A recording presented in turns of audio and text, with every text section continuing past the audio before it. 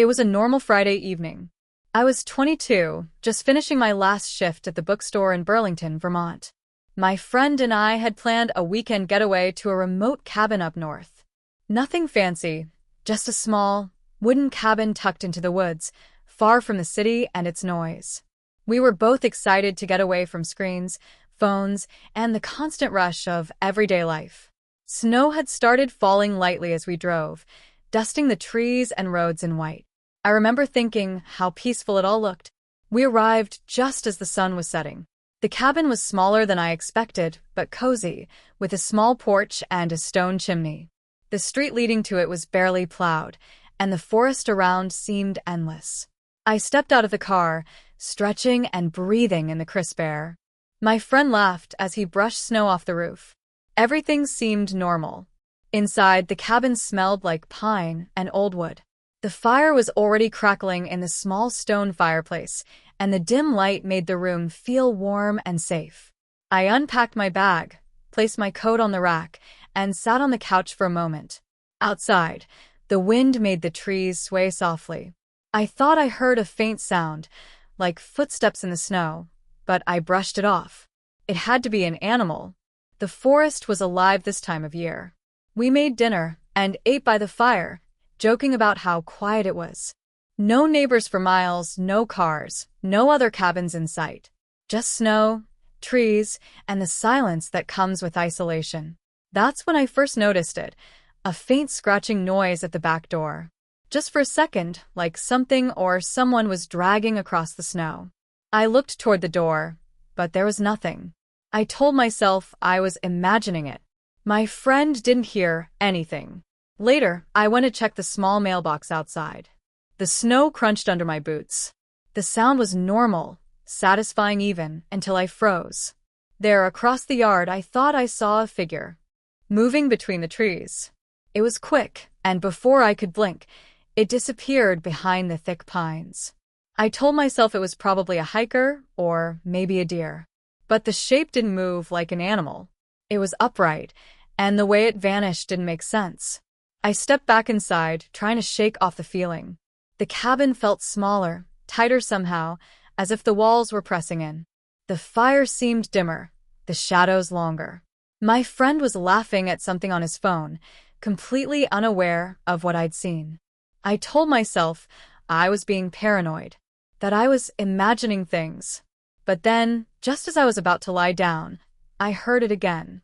A slow, deliberate crunch in the snow, moving closer to the cabin. It wasn't fast, like a person running, and it wasn't random, like an animal. It was steady, intentional. I stopped breathing. My heart was starting to beat faster. Whoever, or whatever, was out there, they were coming toward us. And at that moment, I realized that this weekend, our peaceful escape into the woods, was not going to be normal at all. The cabin was deeper into the forest than I'd realized when we booked it. The road that led there was barely more than a dirt path, flanked by tall pines and thick underbrush. The snow had been falling steadily all afternoon, coating the ground and the trees in a layer of white so perfect it almost looked fake. I remember thinking how quiet it was. Even the wind seemed to have softened once we got off the main road. It was early evening when we settled in. The sun had disappeared behind the hills, leaving only a dim gray light outside. The cabin itself was small but solid.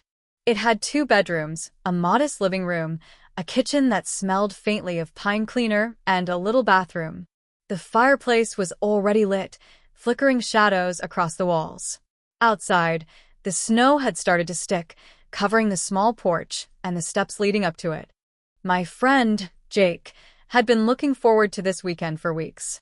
He's always been into winter sports and remote trips, so this cabin was perfect for him. I, on the other hand, just wanted a break from the city. I was tired of traffic, noise, and people everywhere. Just a few days of silence in the woods sounded like a dream. We unpacked our bags, organized the few groceries we'd brought, and started a small fire. The room smelled faintly of wood smoke, and it made the cabin feel warmer than it was. At first, everything was normal. We made a simple dinner of pasta and canned vegetables. The snow outside fell harder, but the cabin's windows kept it at a safe distance. I remember looking out at the trees and feeling calm. There were no neighbors for miles, and the only sounds were the occasional wind gust or a branch breaking under the snow's weight. It felt like we had the entire forest to ourselves. After dinner, we sat on the couch, talking quietly. Jake unpacked some board games, and I flipped through a few old magazines I had brought. The cabin felt safe, familiar, and easy. We joked about how isolated we were, how funny it would be if some bear wandered by. I laughed at the thought, even though a small part of me felt a little uneasy. The forest was too quiet, almost unnaturally quiet, and that stillness can make anyone feel like they're being watched. We checked the small wood pile outside and made sure we had enough firewood. The cabin was fully equipped, but it still felt remote. Cell service was weak, barely enough to text. The nearest store was over 30 minutes away. That's when I started noticing the small details.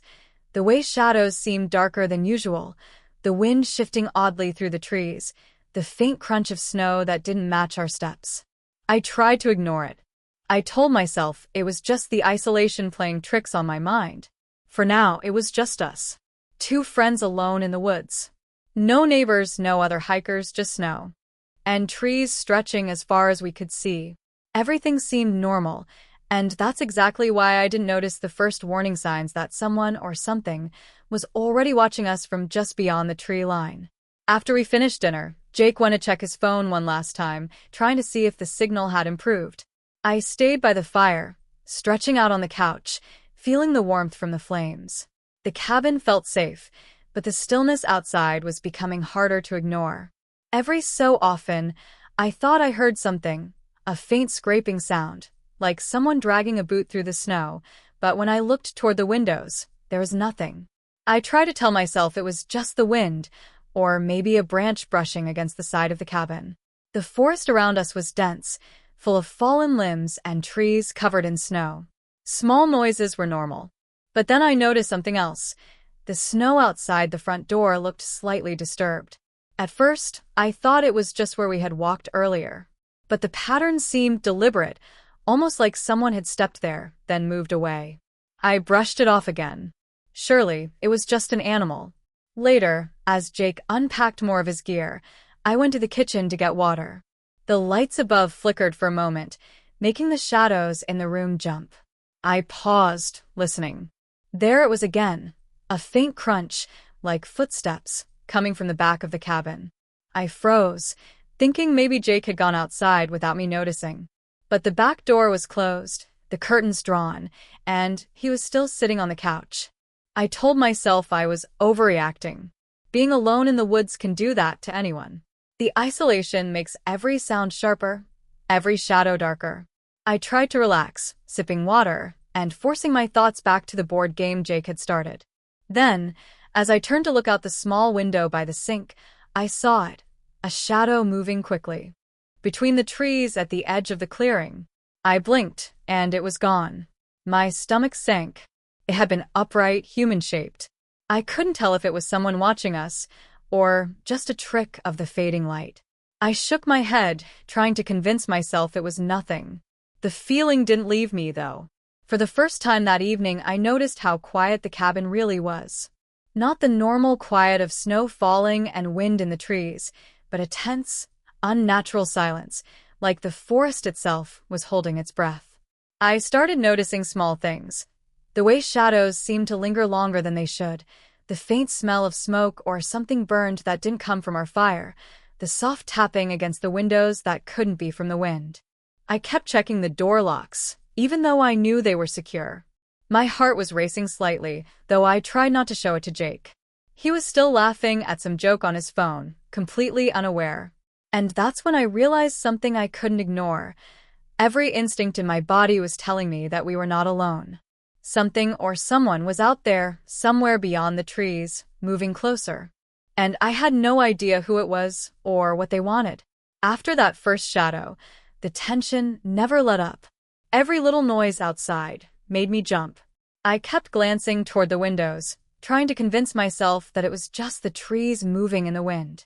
But deep down, I knew it wasn't the wind. Something was out there, just beyond the clearing. Around 9 p.m., Jake went outside to grab more firewood. I stayed inside, pretending to focus on the fire, but I was watching him the entire time. The snow crunched under his boots, but somewhere behind the treeline, I thought I heard a second set of footsteps. They weren't synchronized with his. They were slower, heavier, deliberate. I called his name once, lightly just to make sure he was okay. He laughed and waved, thinking I was being paranoid. I wanted to believe him, but I couldn't shake the feeling that we were being watched. The wind picked up, rattling the cabin's thin windows. I heard tapping, soft at first, then more distinct, against the back door. Whoever or whatever it was, they were testing the boundaries. I held my breath. My hands shook slightly as I gripped the edge of the table. I didn't want to look, but I couldn't stop myself. A shadow moved across the snow outside, tall, human-shaped, moving slowly from tree to tree, keeping the firelight in its periphery. Jake came back inside, smiling, unaware of the subtle shift in the atmosphere. I didn't tell him what I'd seen. I didn't want him to panic, and I wasn't sure if I was imagining it. But when I glanced at him, I realized something had changed in my own mind. I was on edge, hyper-aware, scanning every corner, every dark space, every window. Then came the sound that made my stomach drop. It was a low scrape against the cabin wall, just outside the back door. It wasn't wind. It wasn't snow shifting. It was deliberate, methodical. Someone was testing the door. I froze, too scared to move, as the sound continued. My hands clenched into fists. I wanted to grab a weapon, but the nearest thing was a heavy skillet on the counter. The footsteps started again, but this time they circled the cabin. I could hear them crunching through the snow around the perimeter. Whoever it was knew the layout of the clearing, moving from one side to the other, waiting for the right moment. I felt trapped. The cabin had felt like a safe place just a few hours ago, but now it was a small wooden box in the middle of a dark forest, with someone lurking just beyond the walls. Every instinct screamed at me to hide, to run, to barricade the door. I moved silently toward the bedroom, pulling Jake with me. He laughed nervously, brushing it off as imagination. I wasn't convinced. Every shadow outside, every faint movement in the trees, made my heart race. Whoever it was, they were patient, deliberate, and dangerously close. And then I realized something worse. The footsteps weren't random anymore. They were circling closer, coming toward the cabin from multiple directions. Whoever was out there knew we were inside. They weren't leaving.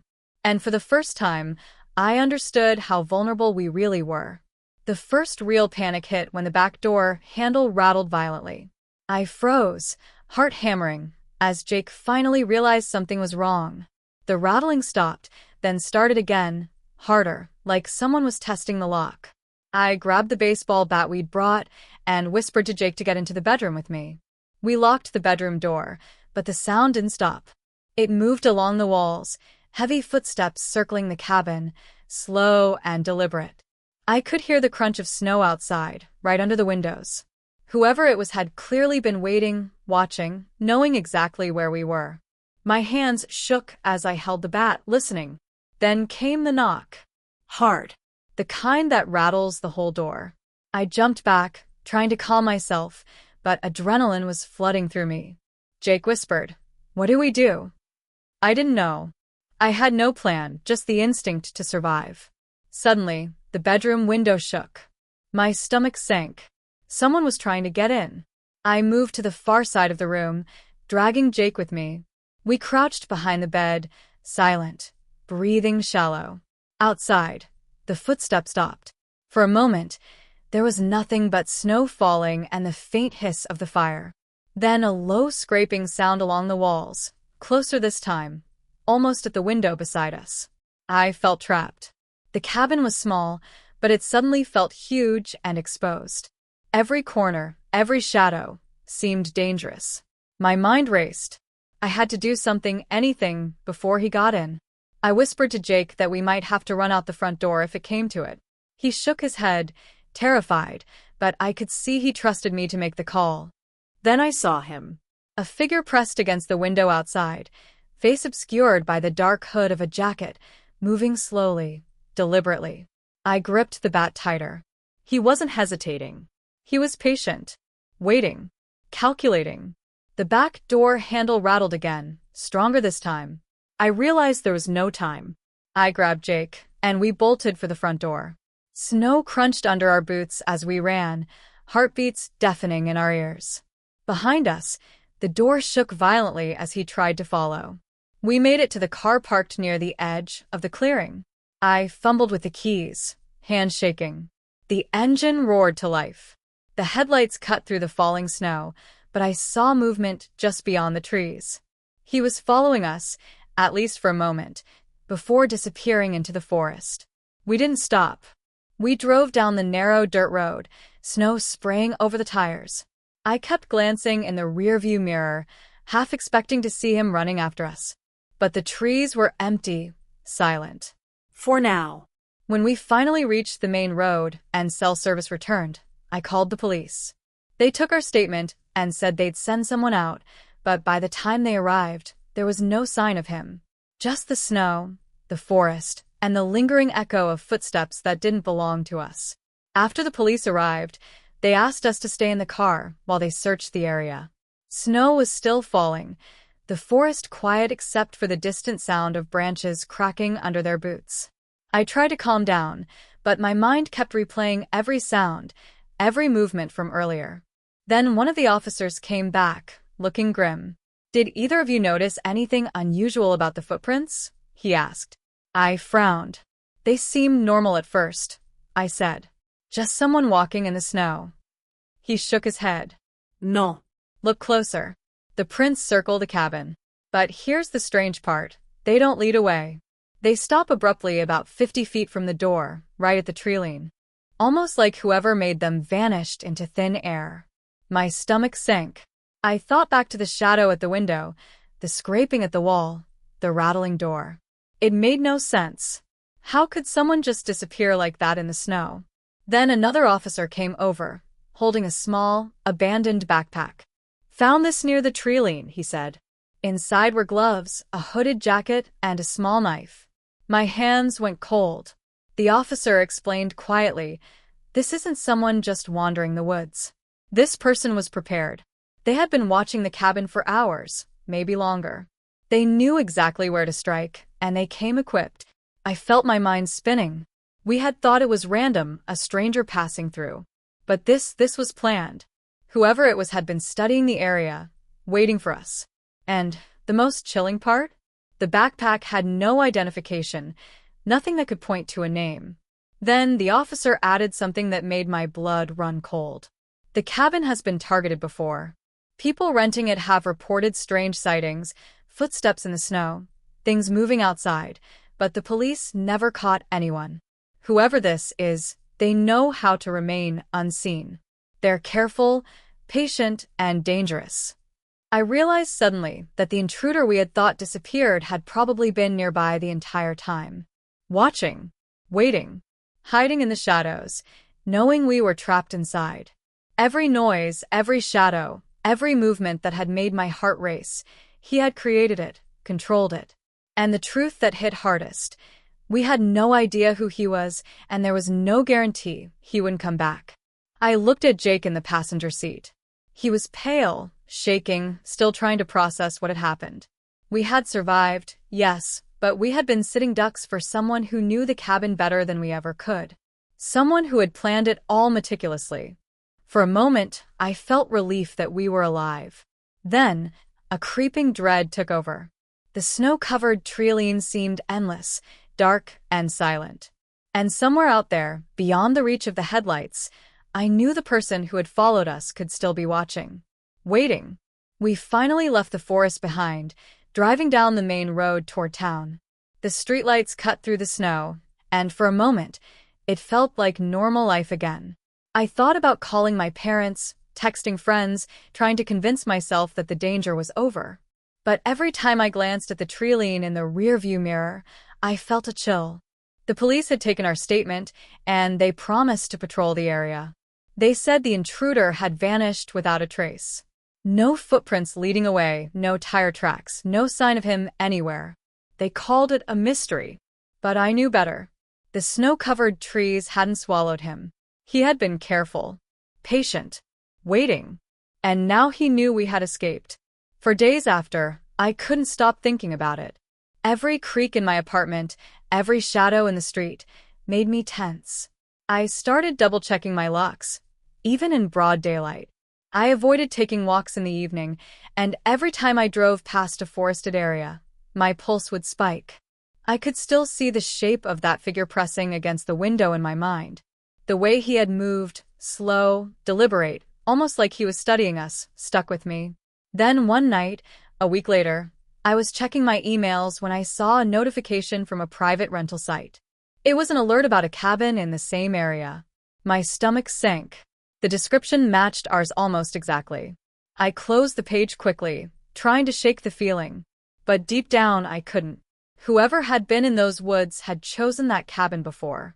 And if the past was any indication, he might choose it again. Sometimes I hear sounds outside at night that make me tense up. A faint crunch of snow, a shadow moving past my curtains. I know it's probably nothing, neighbors, cars, but I can't stop imagining him out there, just beyond the edge of my vision, still patient, still waiting. The thought makes me shiver, even when the lights are on. I don't know who he was. I don't know why he targeted that cabin, why he followed us, why he disappeared without a trace. And the most frightening part is that I may never know. The police never caught him. No one has any leads. He could be anywhere, watching, waiting, patiently planning the next time he strikes. Even now, driving past snow-covered forests, I feel my heart pick up. I glance toward the trees, expecting to see something, or someone, just beyond the edge of sight. Sometimes I think I see a figure, standing still, watching from a distance. And then it disappears, leaving me with that same feeling I had that first night, that the woods are not empty, that the danger never really went away. I don't sleep the same way anymore. I keep my doors locked, my blinds drawn, but the thought never leaves me. What if he's still out there? What if he's watching, waiting for the next time someone comes too close? The forest keeps its secrets, and some of them, I'm realizing, are better left unexplored. And so, I live with the question that never goes away. Will he ever come back? Or has he been out there, right this whole time, just waiting for the next visitor to make the mistake of thinking they're safe?